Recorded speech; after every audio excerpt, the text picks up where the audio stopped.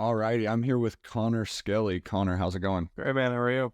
I'm great. Why don't you just tell people a little bit about yourself, how you got into owning your own business, and kind of what your business does a little bit? So I run a HubSpot support agency. So marketing, sales, and client success operations exclusively for HubSpot businesses. I had a solo consulting business for years, doing everything under the sun when it came to marketing. Started to get more into the operations space with HubSpot. And then almost 2 years ago, decided to stop the solo consultancy game and get into the agency world. I love it. And overall, what's the current state of your business? Last year was the first full year of revenue. Goal is to double it this year, and we're ahead of that goal as of right now. And so, yeah, it's going well. Beating our hiring targets too, so I need to catch up on that. But yeah, it's going well. I love it. And before you started working with us at Stacks, what was the landscape of your business at that point? There was kind of a solid foundation as far as revenue goes. We got a couple large clients off the bat, but it was like any starting business, you're testing out different softwares or different costs kind of coming in and out pretty quickly, and you're not really sure what's going to stick for a while. So it was unorganized and kind of all over the place. You're just wheeling and dealing.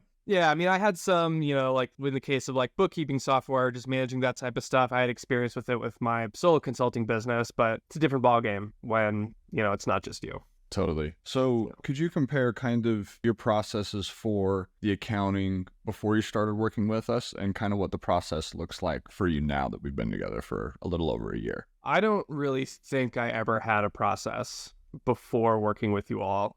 I would look at, I still do this now, but just look at open invoices, what's coming up, do that on a weekly basis. But as far as tracking expenses, I would just hope and pray that QuickBooks that we used at the time was accurate and was kind of categorizing things. Maybe once a month, I would try to reconcile some stuff and tag things appropriately. But as I've learned, several of the transactions I was tagging was wrong. So, or there's better ways to do it. So, it's just kind of shooting from the hip for the most part, but it wasn't completely off, out of mind. I was definitely conscious of it. Totally. And from there to now, kind of what's the transformation been and what does that process look like for you now? Moving from QuickBooks to Xero was amazing for several reasons. One, our invoicing is just a lot cleaner, which is how we invoice clients, and being able to do that automatically and cleanly and having it kind of aligned with all the bookkeeping stuff makes things a lot easier for both myself and for you guys, I'm sure. And the connection,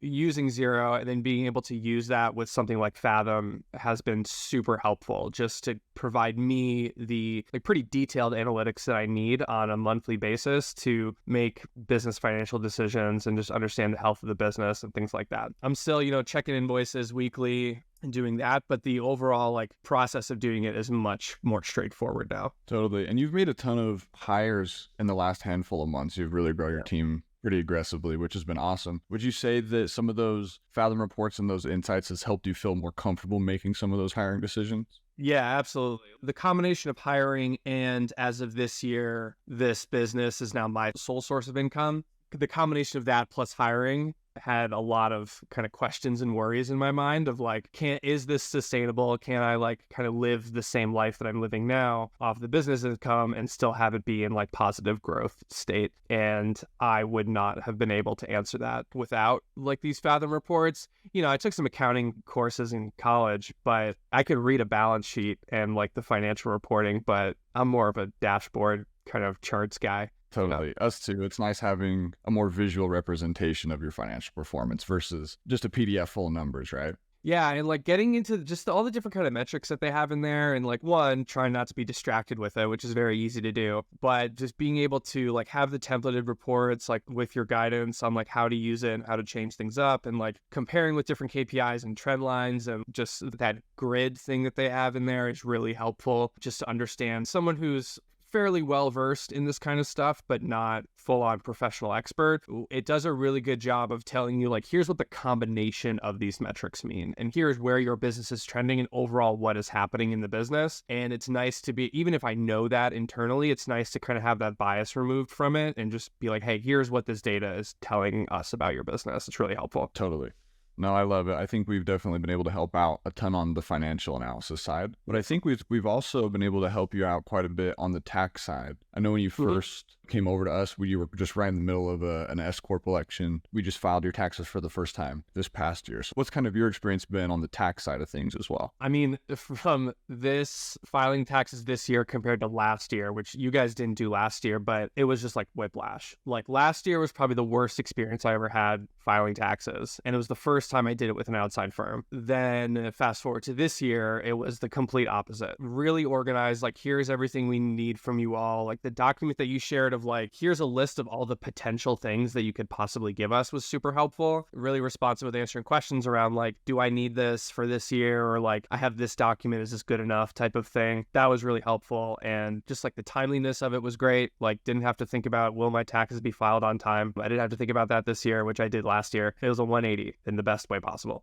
There's been a lot of conversations around your S-Corp compensation as well, making sure that it's an amount that is optimal and kind of going about the different ways that you can actually go about that S-Corp salary. So I think that's been a good value drive too. Like having the knowledge of like I said, the business is my main source of income now. And like, what can I do with cash as far as like paying myself versus running the payroll, and just the different strategies around that and talking that out with you has been really helpful. Awesome. I love it. Now, we're at there's a great foundation. We have great processes and system. It's very smooth overall. So could you expand on your time commitment on a monthly basis for us to deliver this for you? I mean, the amount of time that I spend looking at transactions and like making sure things are tagged appropriately is pretty close to zero. I don't know. I spend maybe 10 minutes towards the end of the month just like providing context to some transactions where it's needed, but that's like pretty much completely out of my mind now, which is great. Like I said, I'll look at the invoices that are coming out. Maybe I'll send a note to you guys if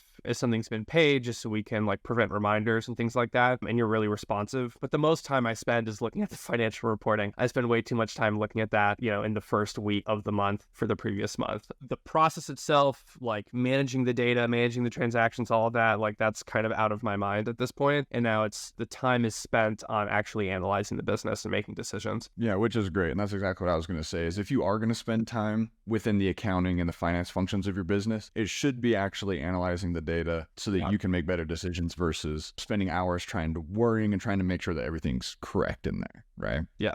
Because even if I know what I'm doing, I'm questioning every single thing. So it's best to just not do that for someone in my position. Totally. Yeah. And I think a lot of people, when they're looking for accounting or CFO services, they're trying to rationalize the financial ROI. But I would say that the time saving and the reduction of stress is just as big of a ROI. What's kind of your thoughts and experience there? I completely agree. Like I am, whether it's in the business or myself personally, I am that type of buyer where like, if you could remove just a handful of thoughts or concerns from entering my head, like that's a huge value to me. So as far as like looking for outside vendors for this business, I think you guys are one of the first ones that I brought in, just because it's a combination of time savings or headspace that it's filling up, but also the priority of it. This is definitely a facet of any business that you want to get right early, because then it's just a massive headache. Like you can undo things more or less in a lot of cases, but like that's just so much more work and so much more headache for yourself and the poor soul that you bring in to undo your bad decisions or lack of decisions or lack of data management earlier. So it's definitely helpful. Yeah, and I totally agree. I usually tell people that accounting is one of those things that you'd much rather have it a little earlier than you need it and just have it completely done right versus waiting way too long and trying to fix everything that's been blown up pretty much. I think it's one of those expenses where like you have people that maybe they're brand new to business and it's like the last thing on their mind because they're like, oh, it's fine. The IRS isn't going to pay attention to me, or no one really cares about, like, that's not true. You want to make sure it's right, like constantly. Or like, I think what a lot of business owners,